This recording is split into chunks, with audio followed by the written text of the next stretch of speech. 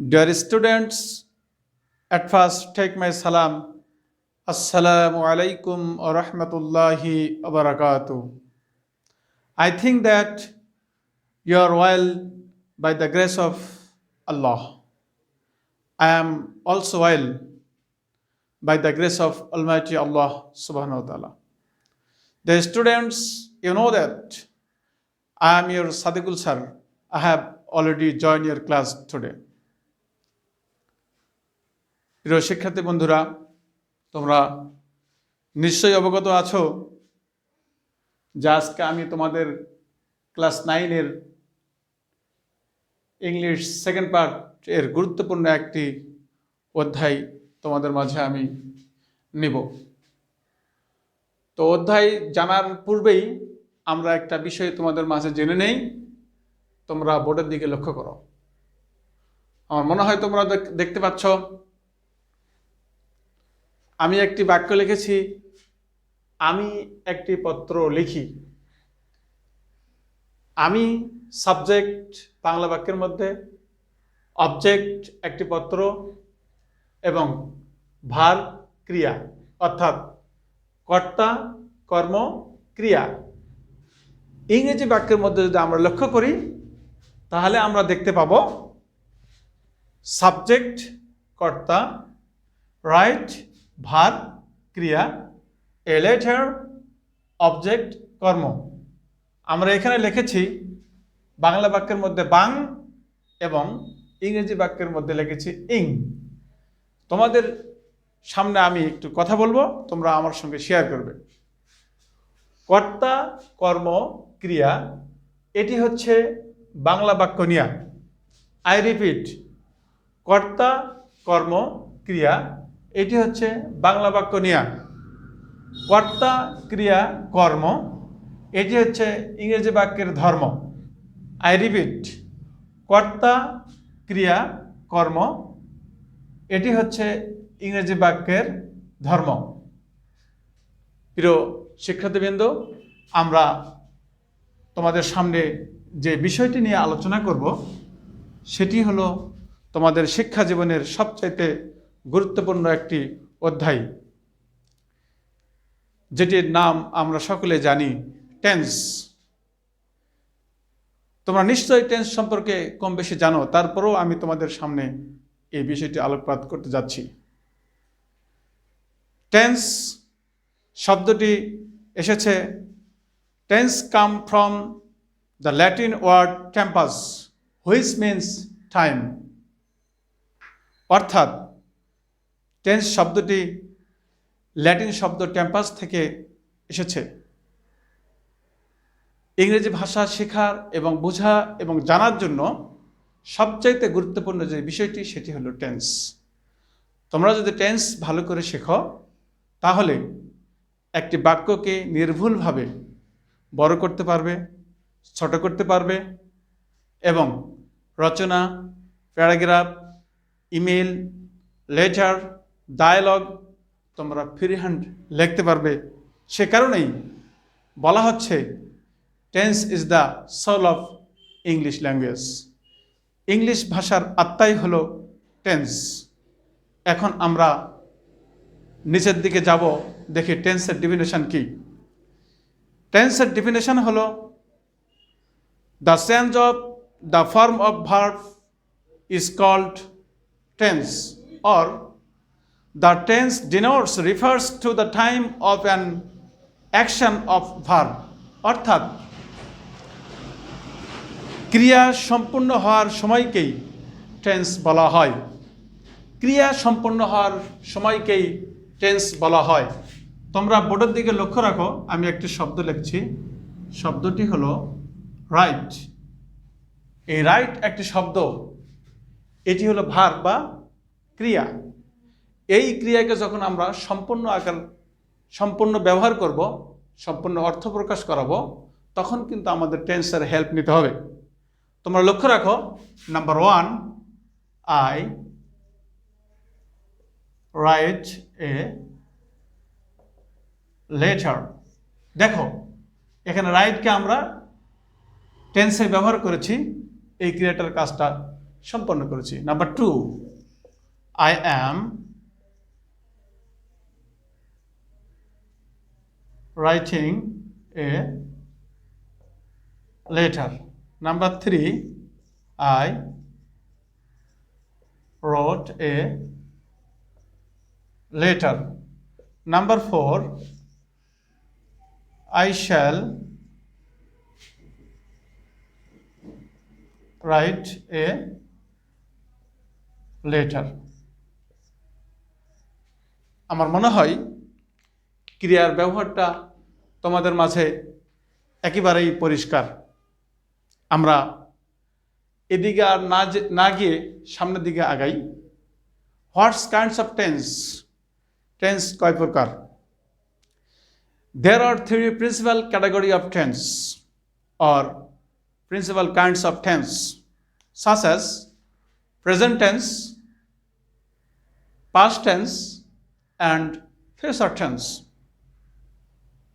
And again, each of the principal tense has 4 forms, such as present indefinite, present tense, past tense, future tense. Present indefinite tense, present tense 4টি, present indefinite tense, present continuous tense, present perfect tense, and present perfect continuous tense. Past tense 4 category of. Number 1, past indefinite, past continuous, past perfect, and past perfect tense. And future tense 4 category of, such as future indefinite, future continuous, future perfect, and future perfect continuous tense. প্রিয় শিক্ষার্থী বন্ধুরা, এখন আমরা জানব present tense. What is present tense? Definition: the present tense denotes the time of an action in the present time. অর্থাৎ বর্তমানে কোনো ভার্বের কাজ করা হয়ে থাকে এরূপ বোঝায়, তখন উহাকে প্রেজেন্ট টেন্স বলা হয়। প্রিয় শিক্ষার্থী বন্ধুরা, again the present tense is divided into 4 categories, like present indefinite, present continuous, present perfect, and present perfect continuous.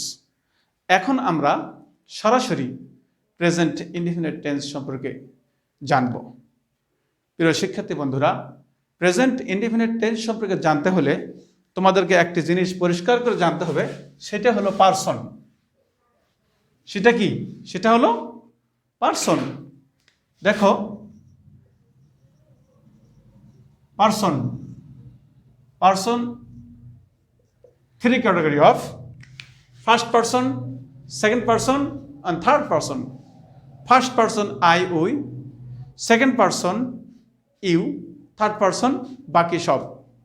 আমি তোমাদের বোঝার স্বার্থে ছোট্ট একটি ছন্দ আমি আমার মতো করে বলছি, তোমরা একটু আমার সঙ্গে শেয়ার করবে। তোমরা আমার সঙ্গে বলতে পারো: আমি, আমরা, তুমি, তোমরা ছাড়া, ভবে আছেন যারা, থার্ড পারসন তারা।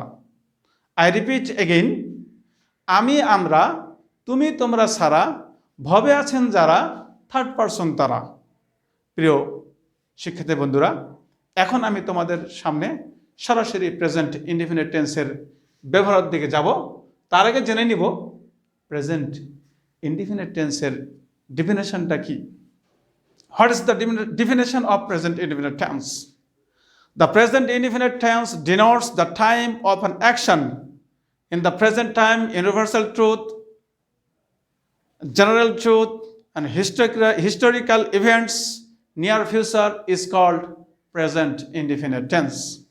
আমরা বাংলা যদি জেনে নেই তাহলে আমরা বলতে পারবো যে টেন্স দ্বারা বর্তমান কোনো কাজ করা অভ্যাস, চিরন্তন সত্য, ঐতিহাসিক ঘটনা, নিকটতম ভবিষ্যৎ বোঝায়, উহাকেই প্রেজেন্ট ইনডিফিনিট টেন্স বলে। প্রিয় শিক্ষার্থী বন্ধুরা, আমরা প্রেজেন্ট ইনডিফিনিট টেন্সের সংজ্ঞা জানলাম, পারসন জানলাম, এরপরে এখন আমরা আসি স্ট্রাকচার, দ্যাট মিন্স গঠন। প্রেজেন্ট ইনডিফিনিট টেন্সের গঠন। স্ট্রাকচার।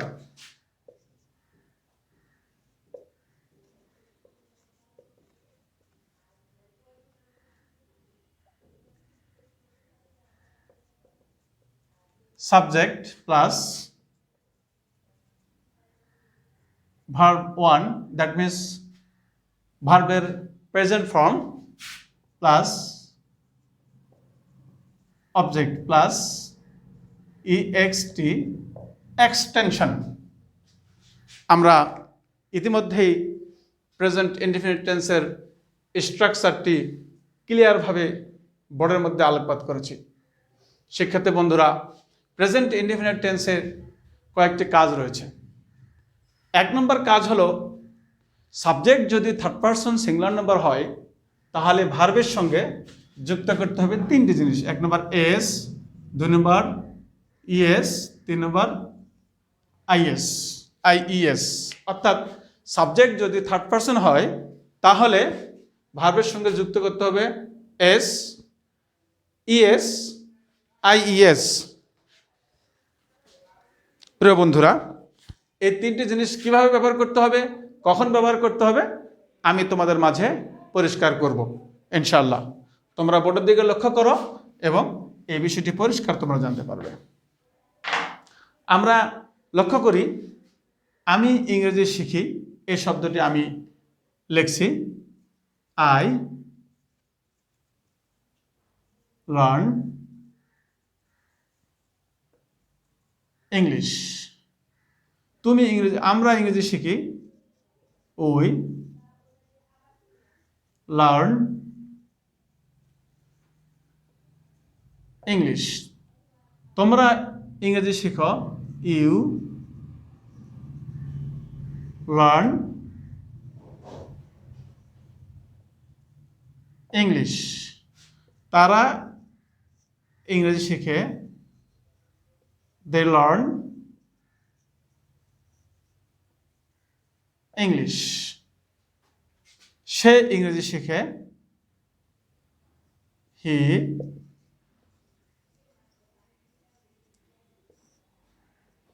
learns English. রানা ইংরেজি শিখে রানা learns ইংলিশ। তোমরা আমার সঙ্গে বোর্ডের দিকে শেয়ার করো। আই ফার্স্ট পারসন, যে কারণে এস, ইএস, আইএস কোনটি যুক্ত হয় নাই। উই ফার্স্ট পারসন বহুবচন, সে কারণে কোনো কিছু যুক্ত হয় নাই। ইউ সেকেন্ড পারসন, সে কারণেই আমরা এস, ইএস, আইএস যুক্ত করি নাই। দে থার্ড পারসন, তবে হ্যাঁ এটি থার্ড পারসন বহুবচন, সে কারণে আমরা এখানেও এস বাই এস যোগ করি নাই। তোমরা নিশ্চয় জানো, when subject will be third person plural, that time we do not use s, es, ies with verbs। আমরা ভার্বের সঙ্গে এটা ব্যবহার করব না। বাট তোমরা ফলো করো, নিচে he third person singular number 1, সে কারণে আমরা ভার্বের সঙ্গে এস যুক্ত করেছি। Rana third person singular number, সে কারণে আমরা এখানে এস যুক্ত করেছি। তোমাদের মাঝে আমি এখন যেই জিনিসটি নিয়ে আলোচনা করব সেটি হলো, কখন আমরা এস, ইএস, আইএস যুক্ত করব। তোমরা বোর্ডের দিকে খেয়াল করো, আমি তোমাদেরকে ডিটেলস জানার জন্য চেষ্টা করছি ইনশাআল্লাহ। তোমরা দেখো, এখানে আমরা লিখব ভার্বের শেষের অক্ষরটি যদি কনসোনেন্ট হয় তখন আমরা সেই ভার্বের সঙ্গে এস যুক্ত করব।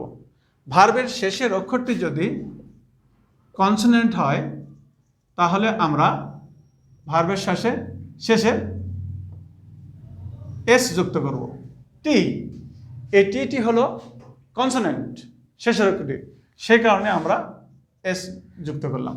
নিশ্চয়ই তোমরা ভাওয়েল সম্পর্কে জানো। ভাওয়েল হলো 5টি। ভাওয়েল কয়টি? 5টি। একটি শব্দ আমরা জেনে নিব, এডুকেশন। এখানে 1 2 3 4 5 5টি ভাওয়েল রয়েছে। 5টি ভাওয়েল আমরা একটি শব্দের মধ্যে পেলাম। তোমাদেরকে কেউ যদি জিজ্ঞাসা করে একটি শব্দের মধ্যে 5টি ভাওয়েল রয়েছে, তাহলে কোন শব্দটি? তখন তোমরা নিঃসন্দেহে বলবে education or education.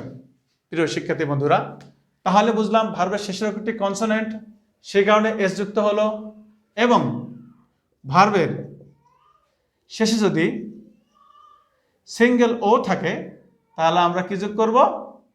ES, goes to school. আবার ভার্বের শেষে যদি সিঙ্গেল ই থাকে তাহলে আমরা শুধু এস যোগ করব, রাইট এ লেটার। আবার ভার্বের শেষে যদি সিএইচ, এক্স, জেড, ও, এক্স ইত্যাদি থাকে তাহলে আমরা সেখানে কি যোগ করব? ইএস যুক্ত করব। তোমরা বোর্ডের দিকে লক্ষ্য রাখো, হি, হি ক্যাশ, সিএইচ, আমি বলেছি ভার্বের শেষে যদি সিএইচ, এস, জেড, এক্স ইত্যাদি থাকে তাহলে আমরা কি যোগ করব? ইএস যুক্ত করব। A fish, he catches a fish. আমরা এরকম আরেকটি উদাহরণ তোমাদের মাঝে সেট করব, সেটি হলো he publish, SHCH a new book.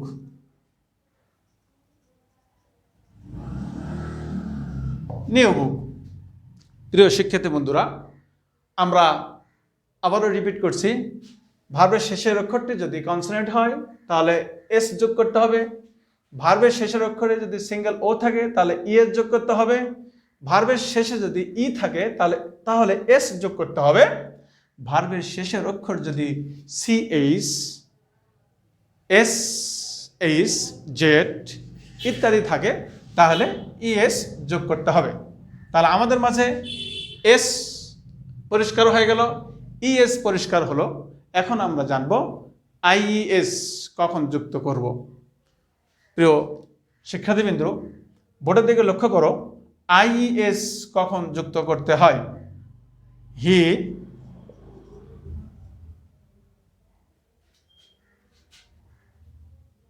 The boy Cry,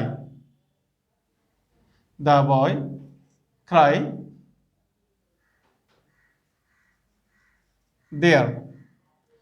লক্ষ্য করো, ক্রাই ওয়াইয়ের আগে কনসোনেন্ট রয়েছে। এই বাক্যের মধ্যে ওয়াইয়ের আগে কনসোনেন্ট রয়েছে। আমরা জানি প্রেজেন্ট ইনডেফিনিট টেন্সে সাবজেক্ট যদি থার্ড পারসন সিঙ্গুলার নাম্বার হয় তাহলে লক্ষ্য করব ভার্বের শেষের অক্ষরটি যদি ওয়াই থাকে, ওয়াইয়ের আগে যদি কনসোনেন্ট থাকে, আই রিপিট ইট, ভার্বের শেষের অক্ষরটি যদি ওয়াই থাকে, ওয়াইয়ের আগে যদি কনসোনেন্ট থাকে, উক্ত ওয়াইকে কেটে আমরা আইইএস যোগ করব। কি করব? আমরা আইইএস যুক্ত করব। আমরা আরও একটি উদাহরণ এখানে সেট করতে পারি, তোমাদের জন্য দেখতে পারি। সেটি হলো শেফা, শেফা স্টাডি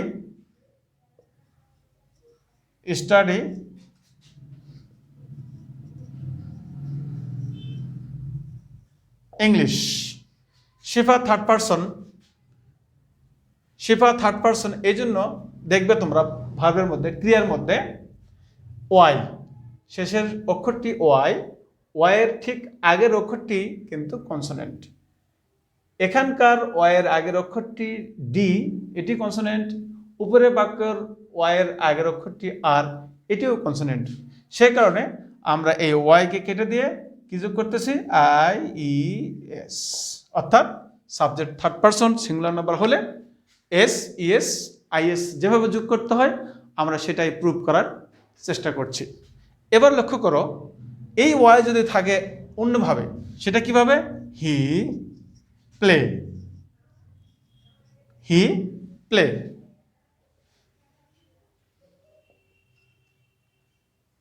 In the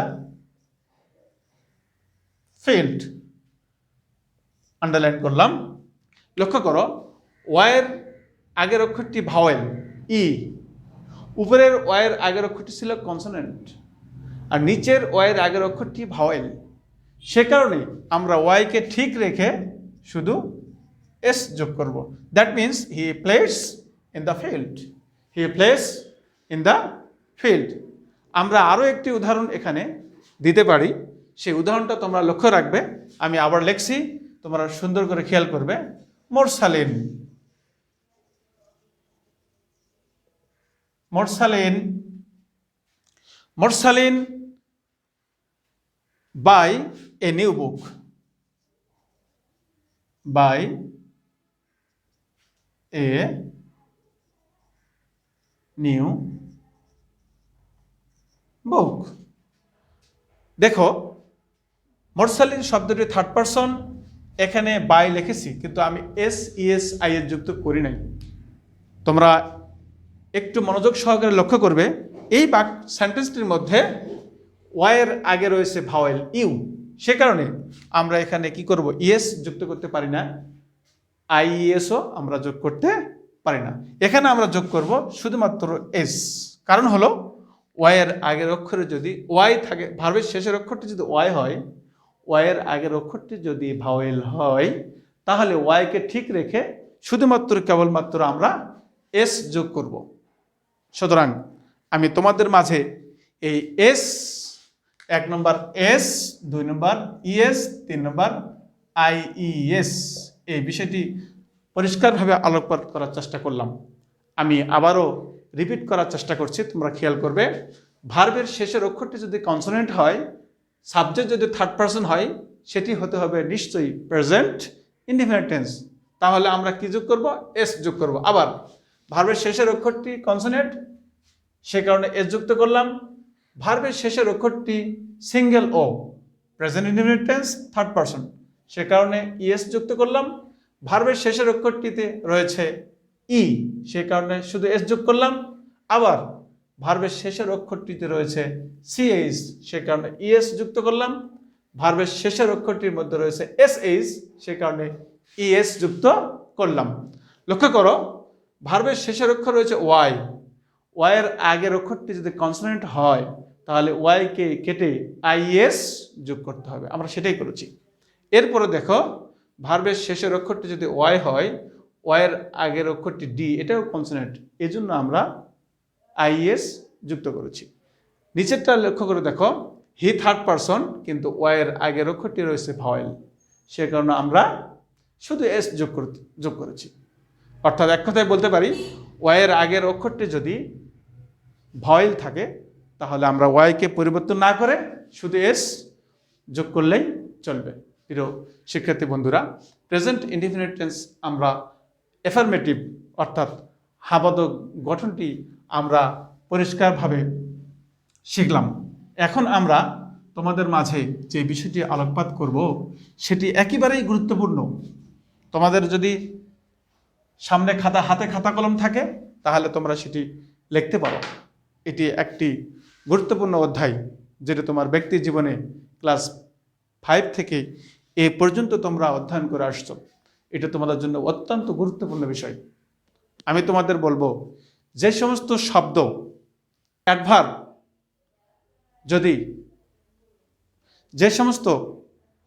অ্যাডভার্ব বাক্যের শেষে থাকলে প্রেজেন্ট ইনডিফিনিট টেন্স হয়, আমরা সেটি আলোকপাত করব।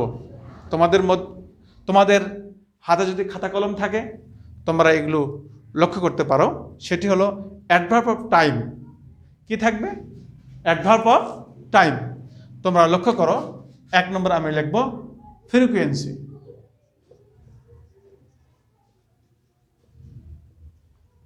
Frequency, always,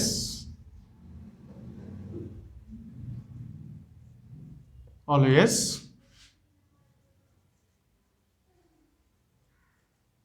regularly,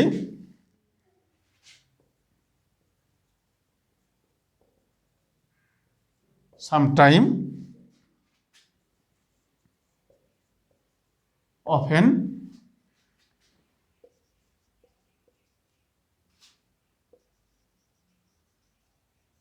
generally,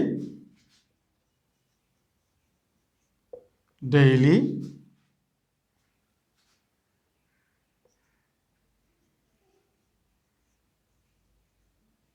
every day,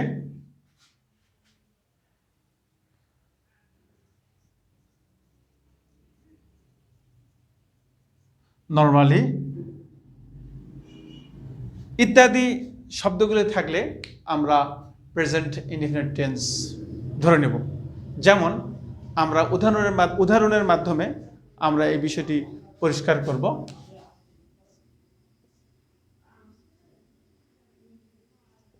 they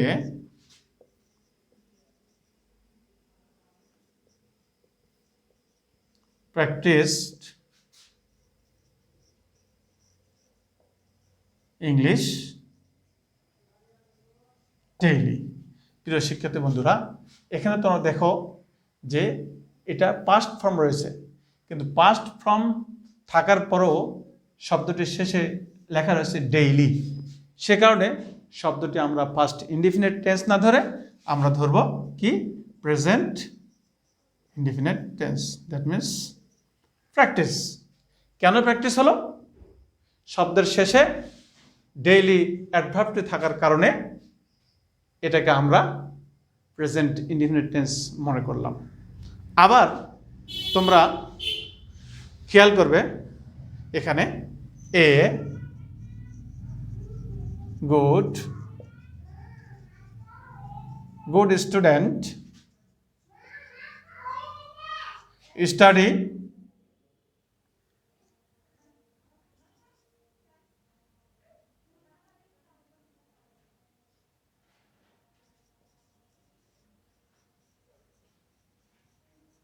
regularly. A good student study regularly. তোমরা ফলো করো, a good student study regularly. এখানে দেখো a good student third person singular number 1, সে কারণেই আমরা এখানে স্টাডির মধ্যে কাজ করব। লক্ষ্য করো, এই ওয়াইকে আমরা কেটে দিলাম, অর্থাৎ ওয়াইকে বাদ দিয়ে আইএস যুক্ত করলাম। কারণটা কি? এই রেগুলারলি দ্বারা স্পষ্ট হয়ে গেল এটি প্রেজেন্ট ইনডিফিনিট টেন্স, এটি প্রেজেন্ট ইনডিফিনিট টেন্স। সুতরাং আমরা পরিষ্কার করলাম যে কখন আমরা এটা প্রেজেন্ট ইনডিফিনিট টেন্স ব্যবহার করব। তোমরা এই বিষয়গুলো যদি ভালো করে মুখস্থ করো, এই বিষয়গুলো যদি ভালো করে তোমরা আয়ত্ত করতে পারো, তাহলে তোমরা নিশ্চয়ই প্রেজেন্ট ইনডিফিনিট টেন্স সম্পর্কে যথাযথ সুন্দর একটি ধারণা পাবে। প্রিয় শিক্ষার্থী বন্ধুরা, আমরা প্রেজেন্ট ইনডিফিনিট টেন্সের ইন্টারোগেটিভ গঠন আমরা জেনে নিব। ইন্টারোগেটিভ গঠন যদি আমরা জেনে নেই, তাহলে আমরা প্রথমত এই বিষয়গুলো ইরেজ করব, মিশে দিব। তোমরা লক্ষ্য করো, ইন্টারোগেটিভ গঠন দেখো,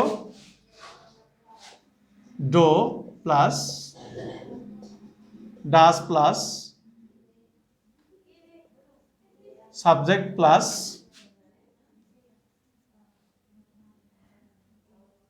ভার্বের base form plus object plus EXT, অর্থাৎ এক্সটেনশন।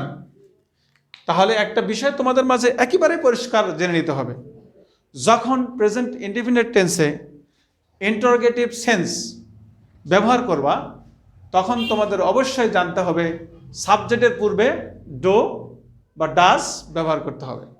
আর যখন তোমরা ডো বা ডাস সাবজেক্টের পূর্বে ব্যবহার করবে, তখন এস, ইএস, আইএস কখনোই কোনো যোগ করতে পারবে না। বিষয়টি আমি পরিষ্কার করতে পারলাম কিনা তোমরা একটু লক্ষ্য করো। যখন প্রেজেন্ট ইনডিফিনিট টেন্সের প্রশ্নবোধকের ব্যবহার আসবে, তখন সাবজেক্টের পূর্বে ডু অথবা ডাস থাকবে।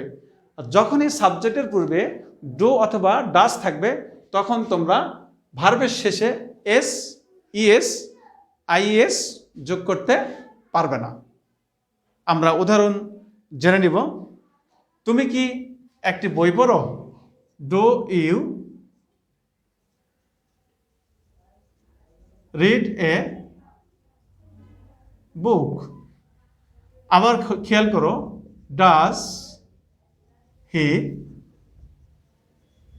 Study English?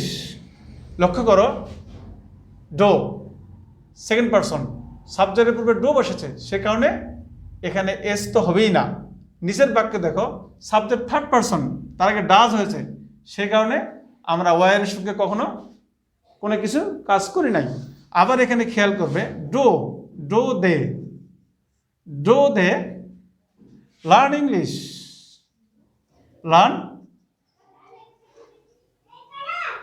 Learn English. দেখো, ডো ভার্ব, এখানে কিন্তু এস বাই এস নাই। আবার এখানে ফলো করো, does Rana write a letter?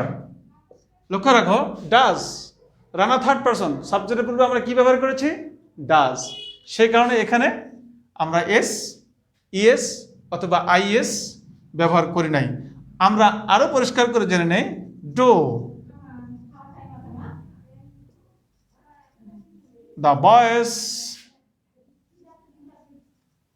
play in the field? Boys third person, বহুবচন, তার আগে আমরা টু ব্যবহার করেছি, সে কারণে এখানে এস আমরা যুক্ত করি নাই। প্রিয় শিক্ষার্থী বন্ধুরা, তোমরা নিশ্চয়ই এই বিষয়টি অবগত রয়েছ যে এখানে প্রশ্নবোধক হওয়ার কারণে ডো বসেছে, ডাস বসেছে, এসব ব্যবহারের কারণে ভার্বের সঙ্গে এস বা ইএস আমরা ব্যবহার করি নাই। প্রিয় শিক্ষার্থী বন্ধুরা, প্রশ্নবোধকের ব্যবহার আমি তোমাদের মাঝে শেষ করলাম। এখন আমরা জানব নেগেটিভ নাবোধক বাক্যের ব্যবহার।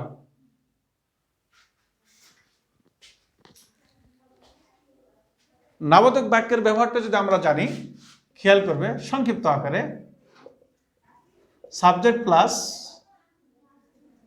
ডু নট অথবা ডাজ নট প্লাস ভার্বের মূল ফর্ম প্লাস অবজেক্ট,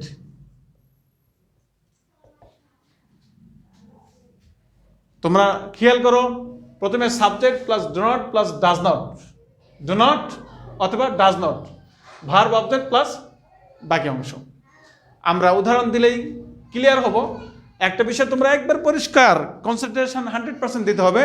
সাবজেক্টের পরে যদি ডু নট বা ডাজ নট থাকে, তাহলে ভার্বের শেষে এস বা ইএস, আইএস যুক্ত করতে হয় না। একবারে বিষয়টা পরিষ্কার করতে হবে যে ভার্বের শেষের অক্ষরটি যদি, ভার্বের শেষে যদি ডু নট বা ডাজ নট থাকে, তাহলে আবারও বলছি, সাবজেক্টের পরে যদি ডু নট। প্রিয় শিক্ষার্থী বন্ধুরা, তোমরা দেখো, এটি নেগেটিভ সেন্টেন্স। নেগেটিভ সেন্টেন্স প্রথমে সাবজেক্ট প্লাস ডু নট অথবা ডাজ নট প্লাস ভার্বের প্রেজেন্ট ফর্ম প্লাস অবজেক্ট বাকি অংশ। খেয়াল করো, তাহলে প্রথমে subject plus do not, subject oblique do not oblique does not, এ জাতীয় যদি থাকে, তাহলে ভার্বের শেষে এস বা ইএস, আইএস কোনোটাই যুক্ত হবে না। আমরা লক্ষ্য করি, I do not play football. লক্ষ্য করো, আই সাবজেক্ট, ডু নট হওয়ার কারণে এস বাই এস আমরা যুক্ত করি নাই। He third person, he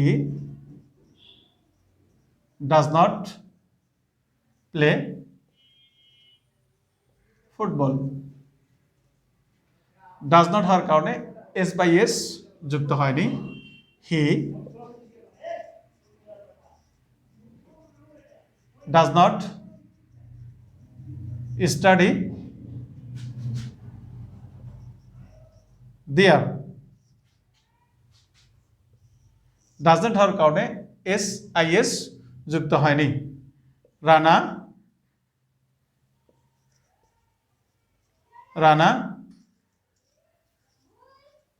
does not write a letter. They